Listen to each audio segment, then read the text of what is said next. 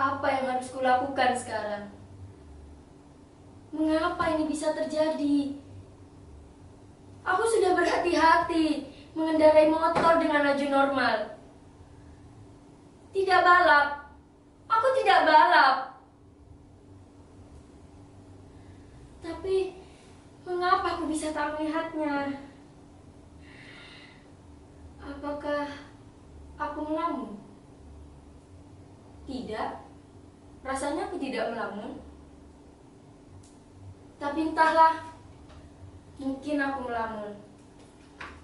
Aku tak ingat. Sial. Benar-benar sial.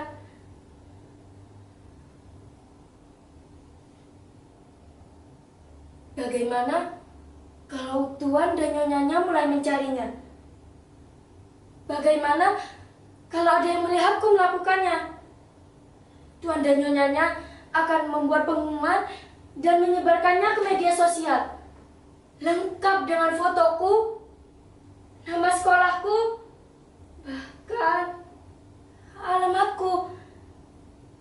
Netizen akan menghujatku, menyebarkan fotoku, foto sekolahku, foto ibu, bapak, kawan-kawanku, semuanya.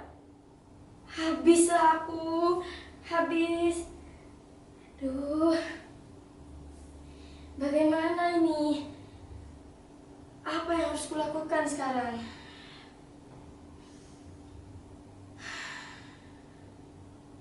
Tenang, Abina. Tenang. Tenanglah. Tarik nafas. Hembuskan. Tarik nafas. Hembuskan. Ya, aku harus tenang. Aku tak sengaja melakukannya. Sungguh tak sengaja. Kalian percaya aku kan? Kalian harus percaya padaku. Tuan dan Nyonyanya juga harus percaya padaku. Aku tidak pernah melakukan kejahatan. Aku orang baik. Tanya saja kawan-kawanku. Tanya saja ibu dan bapakku. Apa kalian pernah mengalaminya? Apa yang kalian lakukan ketika itu?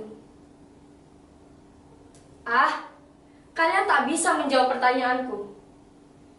Kalian sedang menontonku, tak bisa memikirkan hal ini. Kalian sedang melakukan tugas kalian.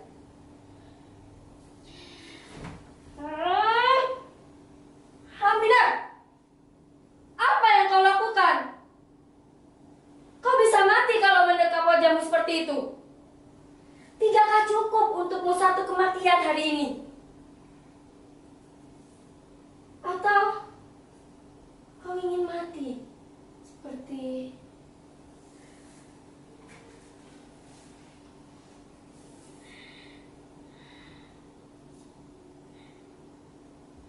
Tolonglah aku.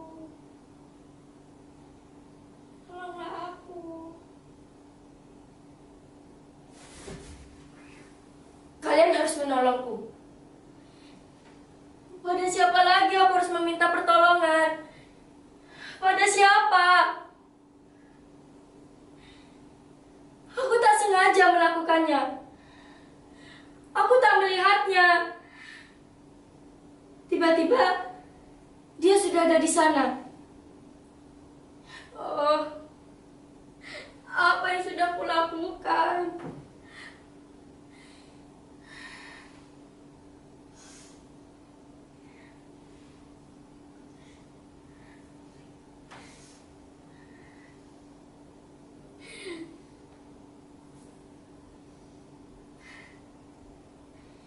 Aku baru saja pulang setelah mengerjakan tugas dengan kawan-kawan.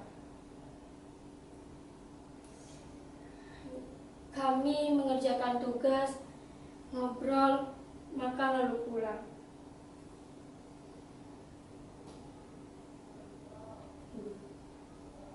Aku makan sambil lihat telepon seluler dan makananku tidak habis. makananku tersisa.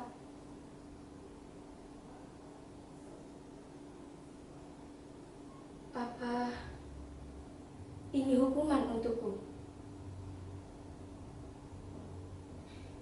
Jangan-jangan dia adalah jelmaan Meong Palokarelae, pengawal setia Sang Hyang Sri Dewi Padi dalam Surah Ilagaligo. Aku pernah baca kisahnya. Kisah masa lampau yang mengajarkan untuk menghargai makanan dan minuman. Apa ini hukuman untukku karena aku tak menghargai makanan? Ya, ini pasti hukuman untukku. Ini hukuman untukku karena sering tak menghabiskan makanan. Akhirnya dibuang, padahal banyak orang yang butuh makanan. Hukuman untuk orang yang menyia-nyiakan makanan. Aku tak menghargai makanan. Aku tak pernah memberi makanan kepada orang yang membutuhkan. Tapi malah membuangnya. Keterlaluan. Ya, keterlaluan kau, Abina. Apakah kau jelmaan Meong Palokarelae? Apakah kau jelmaan Meong Palokarelae? Jawab pertanyaanku, jangan diam saja. Jawab. Jawab. Mengapa kau diam saja? Mengapa? Bantulah aku.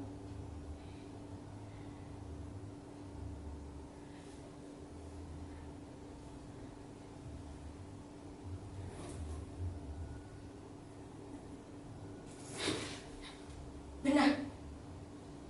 Benar dugaanku. Dia memiliki 3 warna. Dia berwarna belang 3 warna.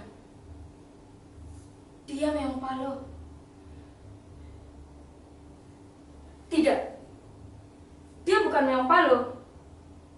Dia tak menjawab pertanyaanku karena sudah mati. Dia bukan jelmaan siapa-siapa.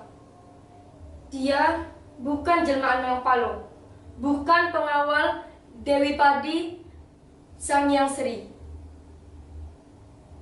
Itu mitos yang bernilai kearifan agar kita belajar menghargai bahan pangan yang telah ada sejak dahulu, yang telah menghidupi kita. Aku memang salah karena sering seenaknya menyia-nyiakan makanan. Tapi ini bukan hukuman. Aku akan belajar menghargai makanan.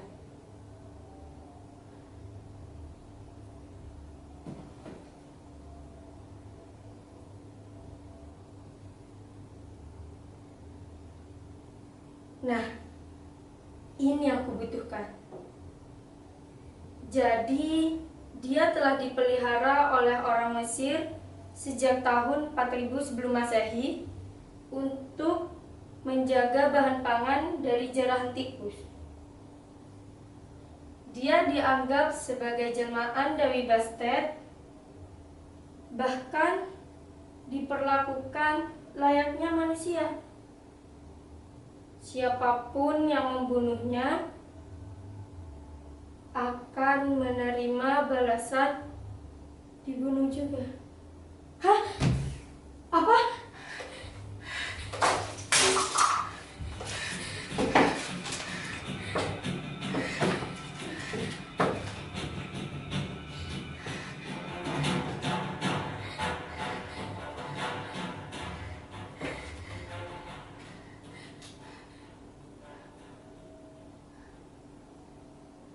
Belum selesai penjelasannya.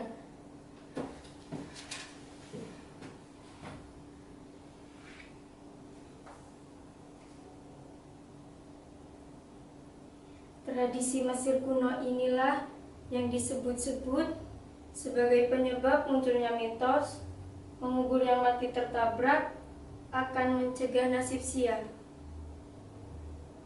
Aha, aku tahu sekarang. Aku akan menguburnya. Ya, aku akan menguburnya. Tapi, bagaimana Jika tuan dan nyonyanya tidak terima dan menuntutku, menyeretku ke kantor polisi dan memenjarakanku. Ini sungguh mengerikan. Ya Tuhan, aku tak sanggup memikirkan semuanya. Ini membuatku tertekan. Ya Tuhan, apa yang sedang terjadi? Hiduplah kembali. Aku mohon, hiduplah kembali. Aku tak sengaja melakukannya. Aku tak melihatnya. Sungguh, percayalah padaku. Aku harus menyelesaikan ini sebelum ibu dan bapak pulang. Mereka tak boleh tahu kejadian ini. Tak boleh. Aku tak boleh menyusahkan mereka. Aku harus menyelesaikan ini sendiri. Tidak. Penonton tak bisa membantuku. Mereka sibuk menyaksikan kita mereka-reka monolog ini. Kita yang harus saling bantu. Ayolah.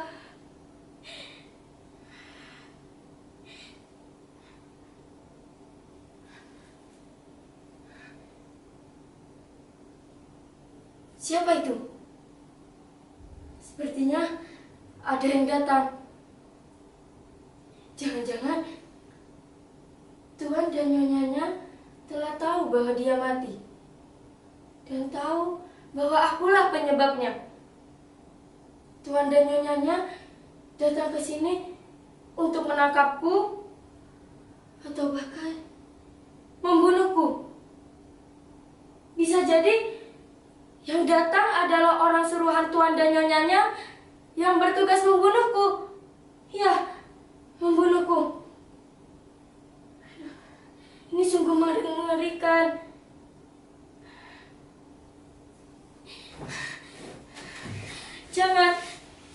Jangan tangkap aku.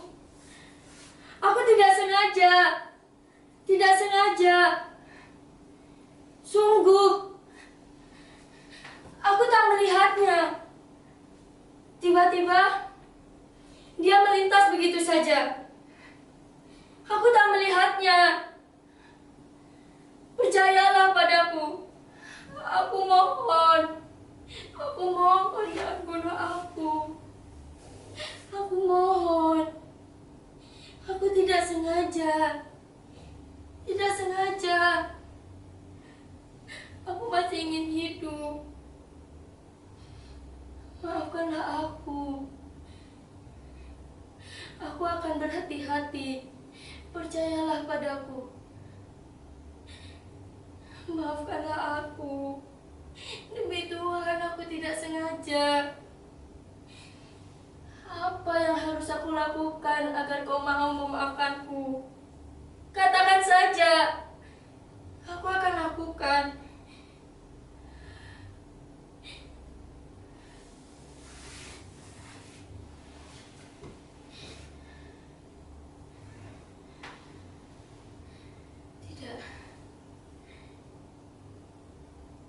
Aku tidak sengaja menabraknya. Aku tidak sengaja. Ini adalah penjelasan yang jujur. Aku tak ada niat untuk menabraknya. Ini murni ketidaksengajaan. Ketidaksengajaan patut dimaafkan. Aku mengakui aku lalai. Aku akan bertanggung jawab atas kelalaianku. Aku akan menguburnya. Ya, aku akan menguburnya. Aku akan datang ke Tuan dan nyonyanya. Aku akan menjelaskan semuanya. Jujur lebih baik.